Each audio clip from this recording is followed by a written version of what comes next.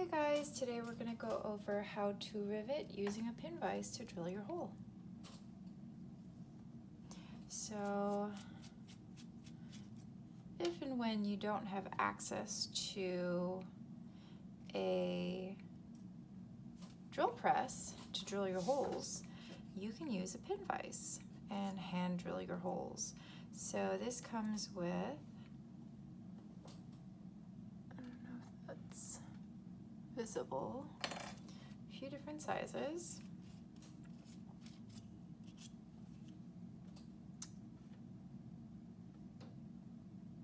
This is a little guy. So you can change out the pieces depending on your needs. I'm gonna slide that in there. This is a number 52 drill bit. Make sure it's nice and snug because you don't want the drill bit to slip out. And this part does come off, but it's really just there to spin. You're gonna push it into your palm and it's just gonna help support everything. So,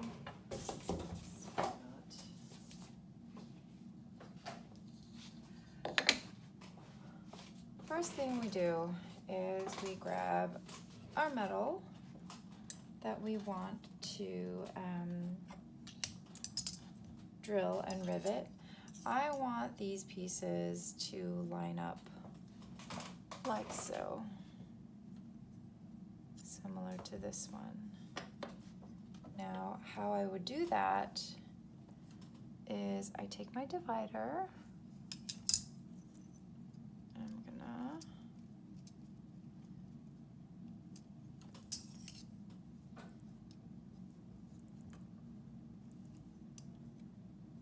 get about the same distance with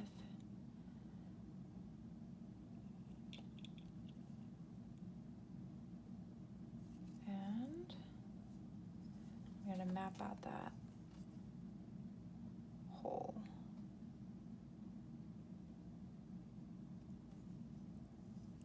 So I'm just making really, really light score marks. Nothing crazy. I'm not trying to create deep scratches that I need to sand out later. You can kind of see where that T intersects. So I'm going to do the same with this guy.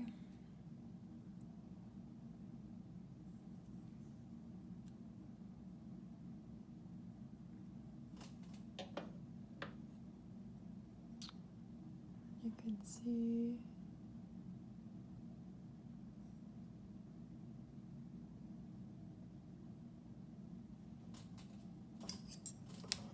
so from there I'm going to take my center punch, my little hammer, and I'm going to make sure I center punch it exactly where it intersects.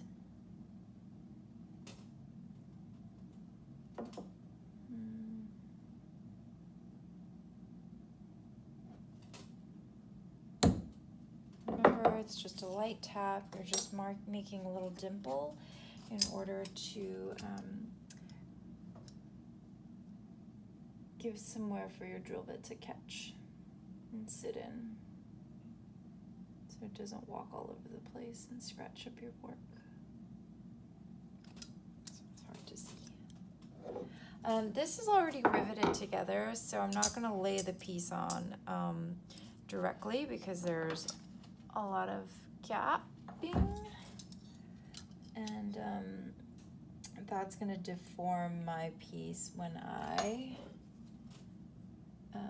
go to hit it. It's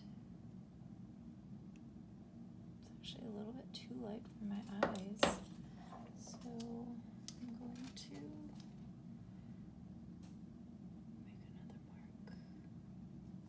make another mark. Okay.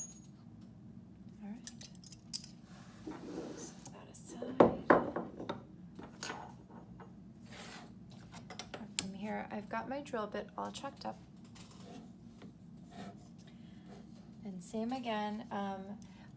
Oh, by the way, the drill bit that I chose is the thickness of my drill bit, which is right here. So you want to make sure that both those are the same thickness.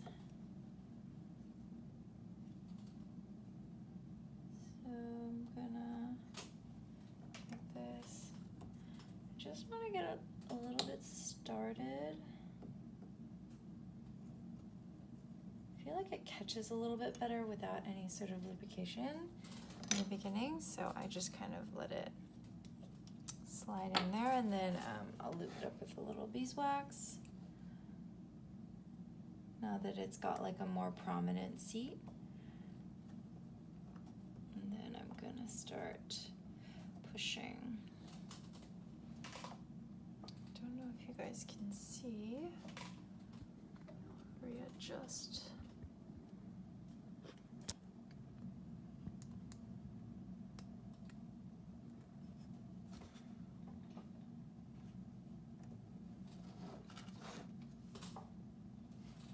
So I'm really applying a lot of downward pressure, and anytime I'm turning, I'm really making an effort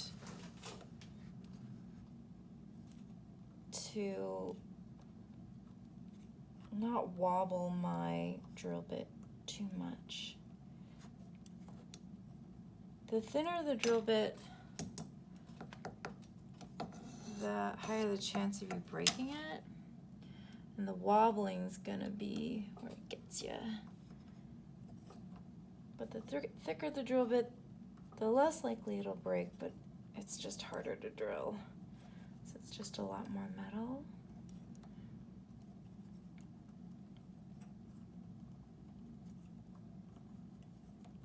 So you can see all the little shavings coming up.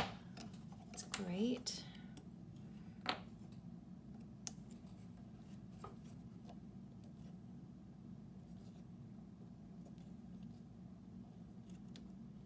When you see these little curlicues come up, it's usually a pretty good sign.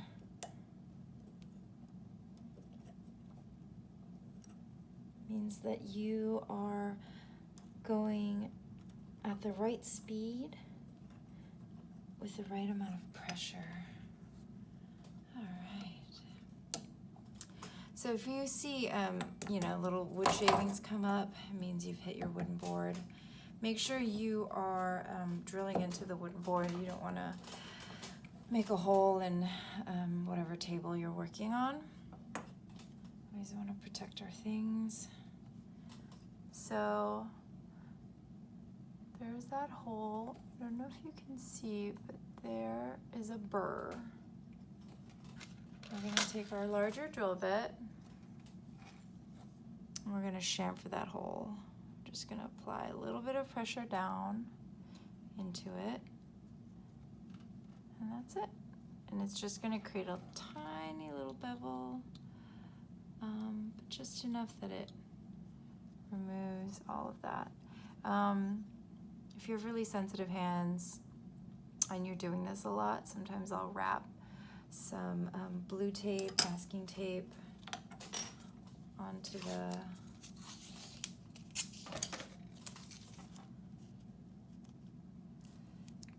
drill bit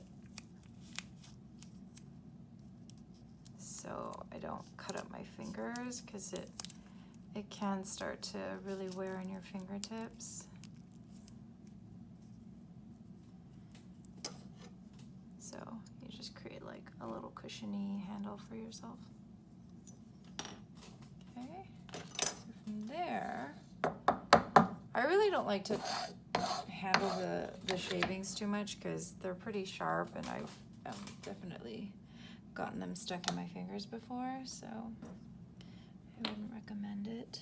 Don't like brush it off with your fingers, and make sure you vacuum up the shavings, or sweep really well and do like a little wet mopping. I just want to get rid of all of it. Oops. Okay, so back to drilling a hole, number 2.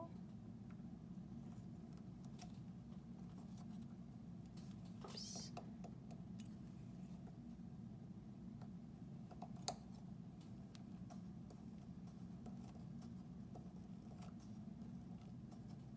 So the brass is a smidge bit harder than the copper.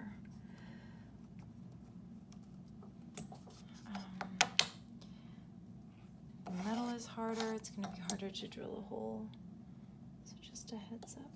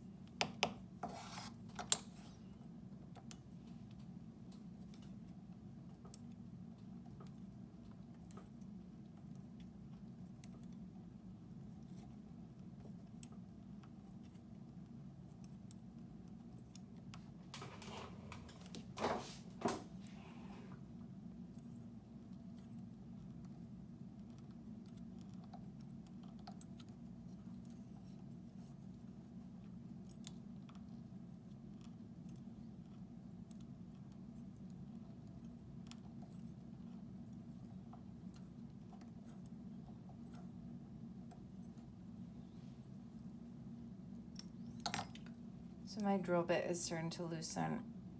So I'm just gonna retighten it, but it's almost there. Feel free to stand up to get some leverage.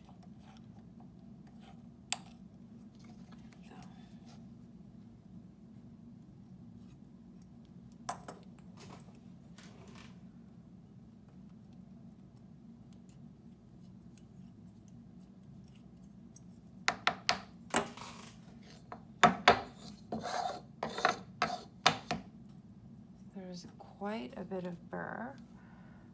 You can really see it there. I'm going to use my little drill bit.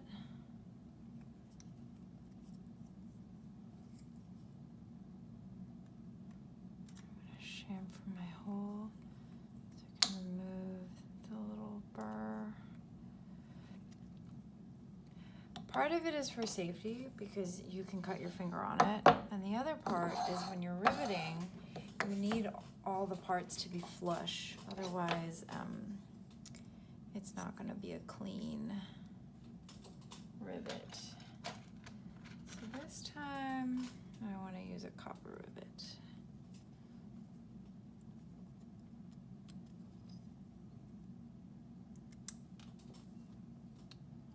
And since I use those dividers, everything lines up nicely. And when it's just one, it technically is a hinge. So there is supposed to be a front and a back, right? But really, it just depends on which side you prefer. So I'm gonna keep it consistent, and I'm gonna keep the head of the rivet, which looks like a mushroom, on the same side.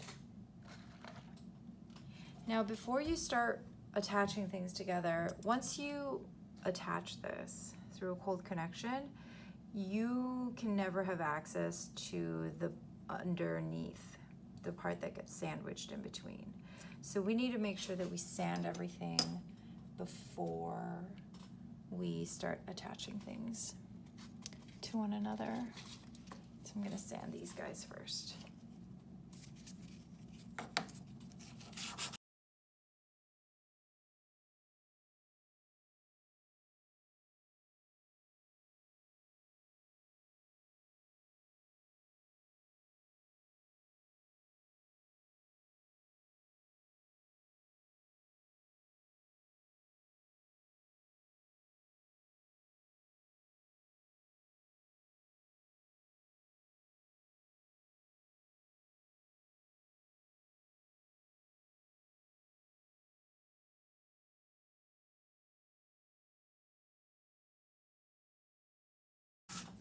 So in theory, the side should have already been done because it's already been riveted to another piece, but sample, so sorry guys.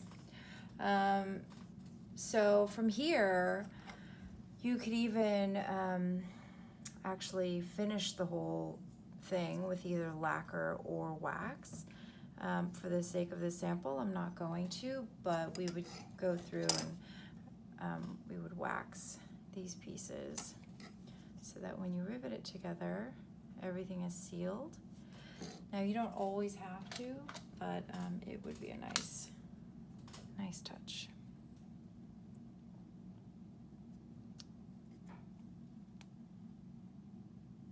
So I'm gonna slide that in there. Right, and back to this guy. We're gonna take a pair of wire cutters. Now these have a flush end, and these have a pinched end. So you wanna make sure that the flush end is the part that, oops.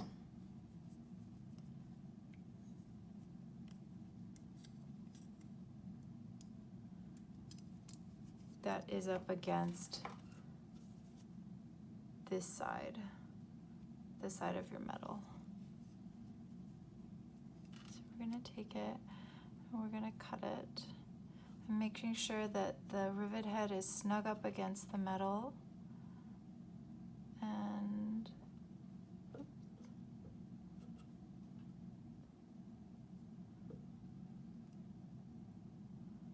I'm going to cut it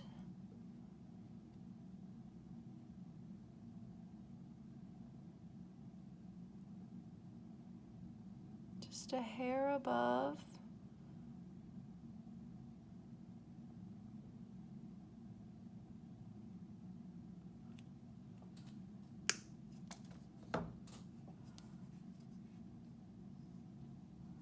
So I need to do a bit of filing.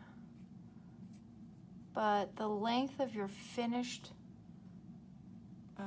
rivet before it gets hammered should be about half the diameter of your rivet.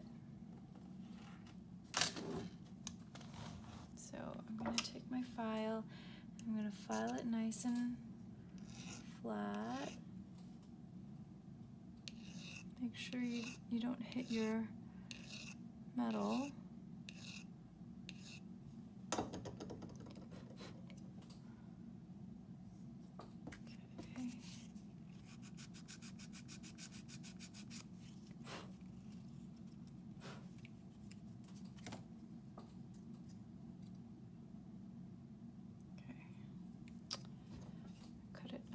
Bit long, so I'm gonna file just a smidge bit more.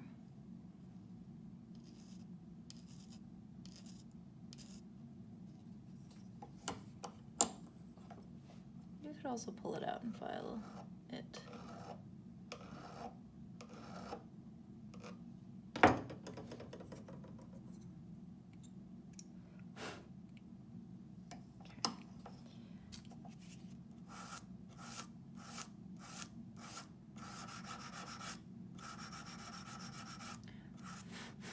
make sure when you do file it and sand it that you're keeping it nice and straight. That cut. You want that cut to be parallel to your metal. So then we're just going to place it on top. Make sure everything is nice and stable. You want to make sure that the rivet head, that mushroom head, is supported by steel. If I were to try to hit it and this wasn't sitting on the steel block, then I could seriously deform my piece, which would make me sad. So we're just going to give it 2 swift kicks, maybe 3. We're just using a utility hammer, a riveting hammer. Looks a little different.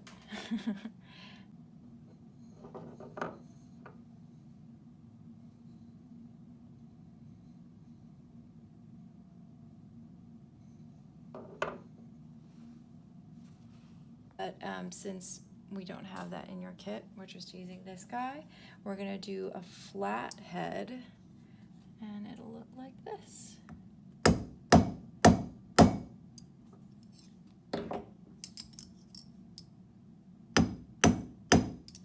I'm not hitting it very hard, but that's it. It basically compressed the metal and it got wider on the top, so it locked the piece in. So I'm actually going to give it a quick little sand because it's so perfectly flat that it actually catches. It's kind of cool, but also very uncomfortable. So I'm going to take my 400 grit, which is what I sanded this whole thing up to. I'm just gonna knock it down.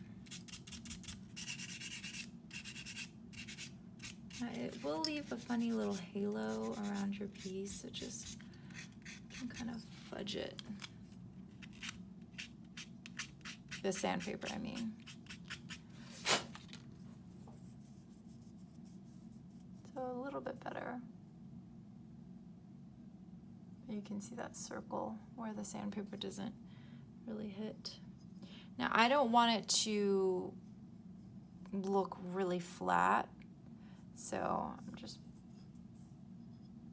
I'm not hitting it too much with the sandpaper, and I don't want it to look too round, but it's another hinge, my funny little hinged piece. So how you do a rivet.